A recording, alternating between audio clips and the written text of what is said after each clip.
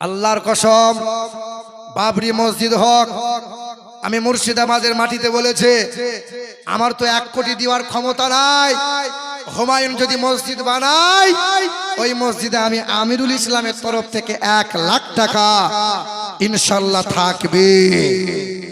এখন সেই মুর্শিদাবাদের বেলডাঙ্গা বড় ভাইরাল। কি গো, বেলডাঙ্গায় কি হচ্ছে বাবা? বলে বাবরি মসজিদ হচ্ছে।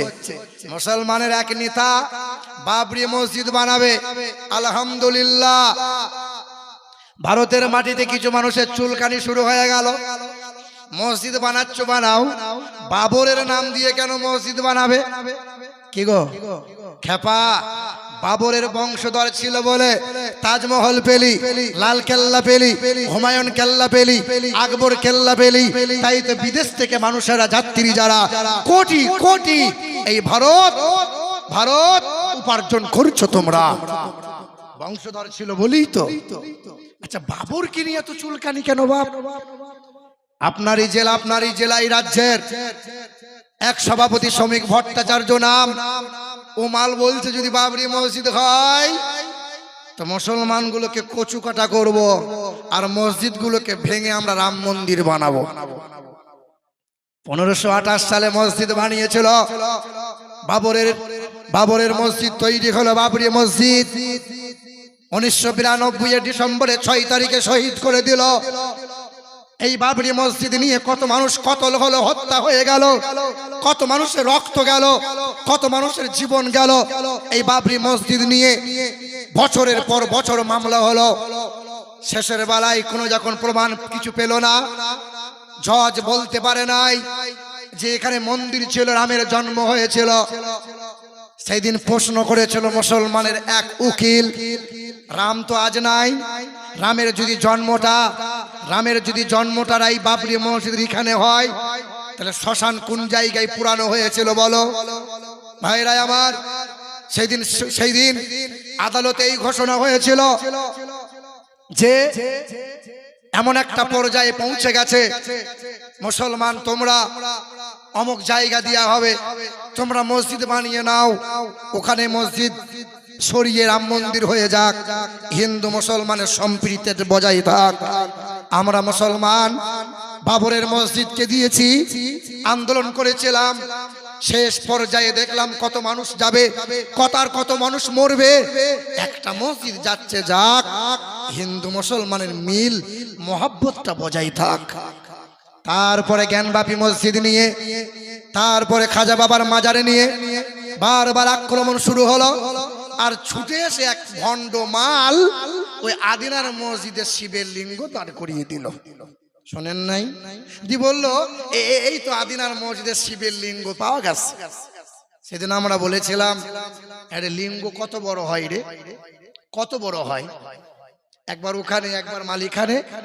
কেউ কষ্ট নিয়েন না, আমি কাউকে আঘাত করার জন্য বলছি না। তারপরে 3 তালাকের বিল পাশ করলো, মুসলমানরা আন্দোলন করলো, সে বিল বাতিল হয় নাই। নূপুর শর্মা নবীর চরিত্র নিয়ে কটূক্তি করলো। গোটা বিশ্বের মুসলমান আমরা আন্দোলন করেছিলাম, সেই নূপুর শর্মার ফাঁসি চাই, ফাঁসি চাই। নূপুর শর্মার ফাঁসি হয়েছে কি বাবা? ফাঁসি হয় নাই। মুসলমানদের কণ্ঠাসা করতে আসামে এনআরসি শুরু করে দিল। বিহার, উত্তরপ্রদেশে, মধ্যপ্রদেশে বিভিন্ন জায়গায় মুসলমানদের ঘর ভাঙা শুরু করলো, মসজিদ ভাঙা শুরু করে দিল। আয় ভাইরা আমার, মুসলমানদের কণ্ঠাসা করব, তাই বাংলার মুসলমানকে জানিয়ে দেওয়া হলো, মুসলমান ওয়াকফের সম্পত্তি তোমরা বাঁচাও। ওয়াকফের বিল পাশ করলো। ওয়াকফের বিল কি বাতিল হয়েছে? ভাইরা আমার, সোনার টুকরো বন্ধুরা, দি বললো এতে হচ্ছে না, এসআই শুরু কর। কেউ বললো মুসলমানরা ফেসে গেল। এসআইআর মানে মুসলমানরা ফেসে গেল। এক নৌকাতে হিন্দু আছে, সেই নৌকাতে মুসলমান আছে, সেই নৌকাতে আদিবাসী আছে। হঠাৎ করে নৌকার নিচেই ফুটো হয়ে গেছে। হিন্দুরা বলল মুসলমানরা মরবে, ওরা যে নিচু তলায় আছে। এ বাবা, নৌকার নিচেই যদি ফুটো হয় আর পানি যদি নৌকাতে ঢুকতে থাকে, মরবে মুসলমানরা সবাই। এমাল জানে না। ভাইরা আমার, আমার সোনার টুকরো বন্ধুরা, আমার সুধী মানুষেরা, আচ্ছা বলেন তো বাপ, এই আপনার বালুরঘাট থেকে গাজল, গাজল থেকে যদি আপনি কলকাতা যান, খোদার কসম করে বলি পৃথিবীর মাটিতে একটা মসজিদ দেখাতে পারবেন যে মসজিদটা কোনো ব্যক্তির জায়গা দখল করে জোর করে মসজিদ করা হয়েছে? আরে ইসলাম এই দেয় না যে, ইসলামের এই বিধান নাই যে কোনো ব্যক্তির জোর করে দখল করে জায়গা নেবে আর সেই জায়গায় মসজিদ বানাবে আর মুসলমান সেই জায়গায় নামাজ পড়বে। আরে আমরা মুসলমান, আমরা এই রকম জাতি, আমরা সিংহের জাতি। জোর করে দখল করে কোনো মসজিদ যদি কেউ তৈরি করে, হিন্দু ভাই তোমাদের ভাঙতে হবে না, আমরাই গুঁড়িয়ে দেবো। কারণ মুসলমান আমরা জানি জোর করে ধর্ম চলে না, জোর করে মসজিদ হয় না, জোর করে মাদ্রাসা চলে না, জোর করে কালেমা পড়ানো যায় না। লা ইকরাহা ফিদ্দীন, ধর্মের ব্যাপারে জোর চলে না। লাকুম দীনুকুম ওয়ালিয়া দীন, তোমার ধর্ম তোমার কাছে, আমার ধর্ম আমার কাছে। তুমি পূজা অর্চনা করো, অসুবিধা নাই। আমি যখন আজান দেব, আমি যখন নামাজ পড়ব, আমাকে নিয়ে তোমার এত অসুবিধা কেন? কত মন্দির কত গির্জা আছে, কারো সমস্যা নাই, কিন্তু মসজিদগুলো দেখলে এক শ্রেণীর বড্ড চুলকানি হয়। কেন হয় বাবা? অ্যালার্জি ট্যাবলেট খাও, কি বলছি বলো, সিরজেন খাও। ভারতের মাটিতে বাইবেল, জান্দাবাস্তা, ত্রিপিটক, রামায়ণ আছে, কারো কোনো সমস্যা নাই। কিন্তু কোরআন নিয়ে বারবার কেন এত মামলা হামলা হয়? দেশের মাটিতে ন্যাংটা সাধু কত যায়, কত আসে।